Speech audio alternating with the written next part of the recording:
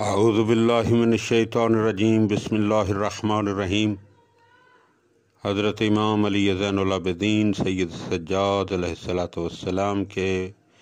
مجموعہ دعا صحیفہ کاملہ کی تیسری دعا کہ جس میں امام علیہ السلام حاملان عرش اور دوسرے مقرب فرشتوں پر درود و صلوات کے سلسلے میں آپ دعا فرما رہے ہیں۔ اے اللہ، تیرے عرش کے اٹھانے والے فرشتے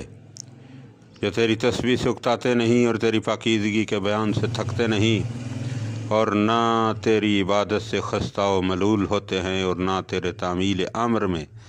سعی و کوشش کے بجائے کوتاہی برتتے ہیں، اور نہ تجھ سے لو لگانے سے غافل ہوتے ہیں، اور اسرافیل صاحب سور جو نظر اٹھائے ہوئے تیری اجازت اور نفاذ حکم کے منتظر ہیں تاکہ سور پھونک کر قبروں میں پڑے ہوئے مردوں کو ہوشیار کریں، اور میکائیل جو تیرے یہاں مرتبہ والے اور تیری اطاعت کی وجہ سے بلند منزلت ہیں، اور جبرائیل جو تیری وحی کے امانت دار اور اہل آسمان جن کے مطیع و فرما بردار ہیں، اور جو تیری بارگاہ میں مقام بلند اور تقرب خاص رکھتے ہیں، اور وہ روح جو فرشتگان حجاب پر موکل ہے، اور وہ روح جس کی خلقت تیرے عالم امر سے ہے، ان سب پر اپنی رحمت نازل فرما۔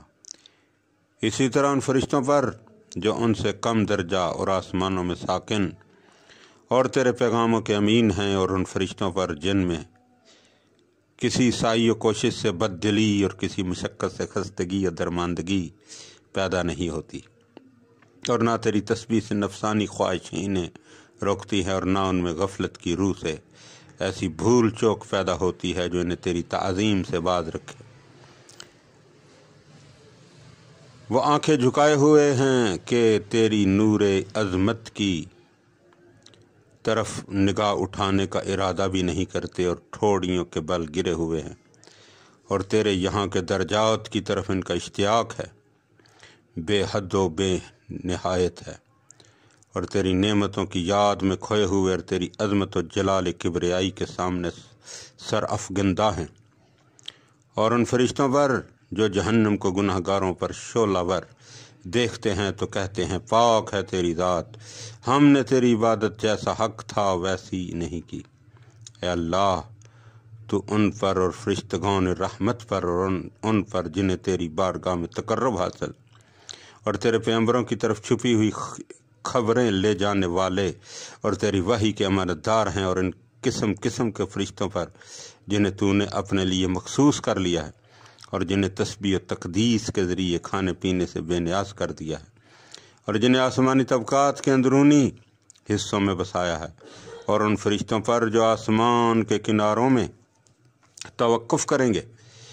جب کہ تیرا حکم وعدے کے پورا کرنے کے سلسلہ میں صادر ہوگا، اور بارش کے خزینہ داروں اور بادلوں کے ہنکانے والوں پر، اور اس پر جس کے جھڑکنے سے وعدہ رعد کی کڑک سنائی دیتی ہے، اور جب اس ڈانٹ ٹپٹ پر گرجنے والے بادل رواں ہوتے ہیں تو بجلی کے کوندنے تڑپنے لگتے ہیں، اور ان فرشتوں پر جو برف اور اولوں کے ساتھ ساتھ رہتے ہیں، اور جب بارش ہوتی ہے تو اس کے قطروں کے ساتھ اترتے ہیں، اور ہوا کے ذخیروں کی دیکھ بھال کرتے ہیں، اور ان فرشتوں پر جو پہاڑوں پر موکل ہیں تاکہ وہ اپنی جگہ سے ہٹنے نہ پائیں، اور ان فرشتوں پر جنہیں تو نے پانی کے وزن اور موسلا دھار اور تلاطم افزا بارشوں کی مقدار پر مطلع کیا ہے، اور ان فرشتوں پر جو ناگوار ابتلاؤں اور خوش آئند آسائشوں کو لے کر اہل زمین کی جانب تیرے فرستادہ ہیں، اور ان پر جو اعمال کا احاطہ کرنے والے گرامی منزلت اور نیکوکار ہیں،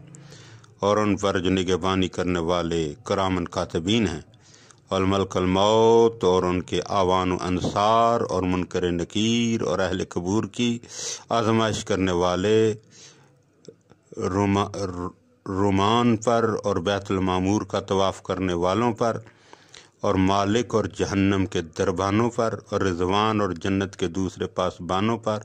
اور ان فرشتوں پر جو خدا کے حکم کی نافرمانی نہیں کرتے اور جو حکم انہیں دیا جاتا ہے اسے بجا لاتے ہیں، اور ان فرشتوں پر جو آخرت میں السلام علیکم کے بعد کہیں گے کہ دنیا میں تم نے صبر کیا، یہ اسی کا بدلہ ہے، دیکھو تو آخرت کا گھر کیسا اچھا ہے۔ اور دوزخ کے ان پاسبانوں پر کہ جو جب ان سے یہ کہا جائے گا کہ اسے گرفتار کر کے تو کو زنجیر پہنا دو، پھر اسے جہنم میں جھونک دو، تو اس کی طرف تیزی سے بڑھیں گے اور اسے ذرا مہلت نہ دیں گے۔ اور ہر اس فرشتے پر جس کا نام ہم نے نہیں لیا اور نہ ہمیں معلوم ہے کہ اس کا تیرے ہاں کیا مرتبہ ہے، اور یہ کہ تو نے کس کام پر اسے معین کیا ہے، اور ہوا، زمین اور پانی میں رہنے والے فرشتوں پر، ان پر جو مخلوقات پر معین ہیں، ان سب پر رحمت نازل کر اس دن کی جب ہر شخص اس طرح آئے گا کہ اس کے ساتھ ایک ہنکانے والا ہوگا اور ایک گواہی دینے والا، اور ان سب پر ایسی رحمت نازل فرما جو ان کے لیے عزت بالائے عزت اور طہارت بالائے طہارت کا باعث ہو۔ اے اللہ، جب تو اپنے فرشتوں اور رسولوں پر رحمت نازل کرے اور ہمارے صلاۃ و سلام کو ان تک پہنچائے تو ہم پر بھی اپنی رحمت نازل کرنا، اس لیے کہ تو نے ہمیں ان کے ذکر خیر کی توفیق بخشی، بے شک تو بخشنے والا اور کریم ہے۔ اللہم صلی علی محمد و آل محمد۔